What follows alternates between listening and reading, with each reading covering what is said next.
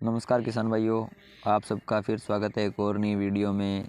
आज की वीडियो में हम बात करेंगे इफ़को के जैव उर्वरक सागरिका के बारे में। इस वीडियो में हम बात करेंगे कि सागरिका क्या है और इसका उपयोग हम कौन कौन सी फसल के अंदर कर सकते हैं, कितनी बार हम इसका उपयोग हमारी फसल में कर सकते हैं और इसकी कितनी मात्रा हमें काम में लेनी है और इससे हमारी फसल के अंदर हमें क्या फ़ायदा मिलेगा। इस प्रकार हम सागरिका के बारे में संपूर्ण जानकारी इस वीडियो में लेंगे। तो चलिए किसान भाइयों, आज का वीडियो शुरू करते हैं। किसान भाइयों, सबसे पहले बात आती है कि सागरिका क्या है।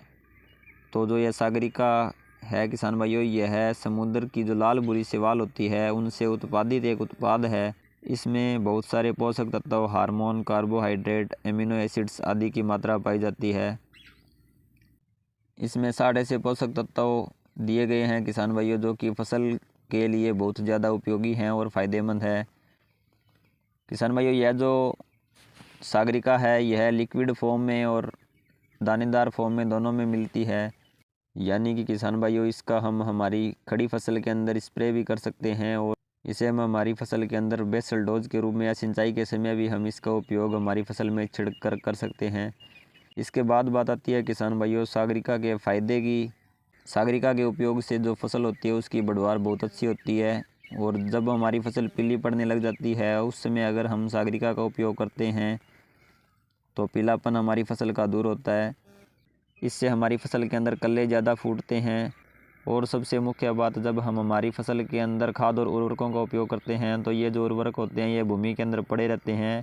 इन उर्वरकों को भी यह पौधों को उपलब्ध करवाती है, फूल व फलों की संख्या बढ़ाती है।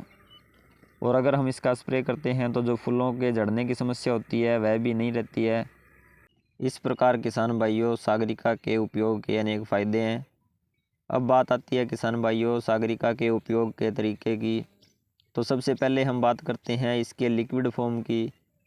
तो लिक्विड जो फॉर्म होती है सागरिका की, इसकी हम 300 से 350 ml मात्रा प्रति एकड़ के हिसाब से 200 लीटर पानी में घोल बनाकर खड़ी फसल में छिड़काव कर सकते हैं और इसके बहुत ही शानदार परिणाम हमें देखने को मिलते हैं। किसान भाइयों, अब सवाल आता है कि कौन कौन सी फसल के अंदर हम इसका उपयोग कर सकते हैं। तो सागरिका का उपयोग हम सभी प्रकार की फसलों के अंदर, जैसे कि दलहनी फसलें, तिलहनी फसलें, फ्रूट प्लांट, सब्जियां, सभी में हम इसका उपयोग कर सकते हैं। इसके बहुत ही अच्छे परिणाम हमें देखने को मिलते हैं और किसी भी प्रकार का कोई नुकसान हमारी फसल के अंदर इससे नहीं होता है।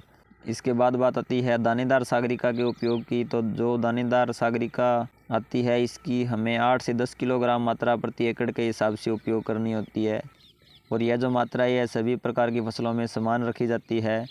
किसान भाइयों, हमने बात करी सागरिका के उपयोग के तरीके और इसकी सही मात्रा की। अब हम बात करते हैं कि सागरिका के उपयोग का सही समय क्या है।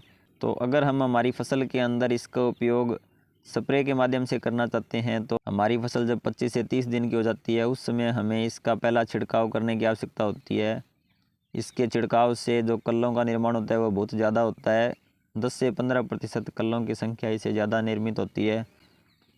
इसके बाद दूसरा स्प्रे हमें फूल बनते समय, यानी कि जब हमारी फसल के अंदर फूल बनने शुरू हो जाते हैं उससे 5 से 7 दिन पहले हमें इसका छिड़काव हमारी फसल के अंदर करना है।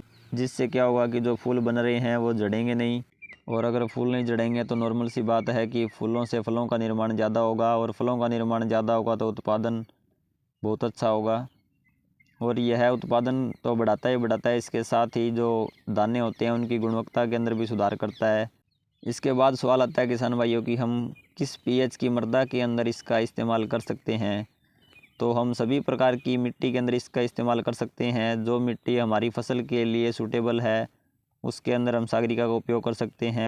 किसान भाइयों, कई बार क्या होता है कि जब हम हमारी फसल के अंदर फंगीसाइड और इंसेक्टिसाइड का उपयोग करते हैं तो इससे जो हमारी फसल है वो स्ट्रेस में आ जाती है और हमारी फसल मुरझाने लगती है। उस समय अगर हम हमारी फसल के अंदर सागरिका का छिड़काव करते हैं तो यह स्ट्रेस को कम करता है और फसल की बढ़वार को इनक्रीज करता है, जिससे कि जो फसल की वृद्धि होती है वो बढ़ती है। अब बात करें किसान भाइयों कि कौन से खाद और उर्वरक के साथ मिलाकर हम सागरिका का उपयोग कर सकते हैं। तो हम इसका उपयोग यूरिया, डीएपी, एनपीके, इनमें से किसी भी फर्टिलाइज़र के साथ मिलाकर हम इसका उपयोग कर सकते हैं और इसका कोई भी साइड इफ़ेक्ट हमारे उर्वरकों के ऊपर नहीं पड़ता है।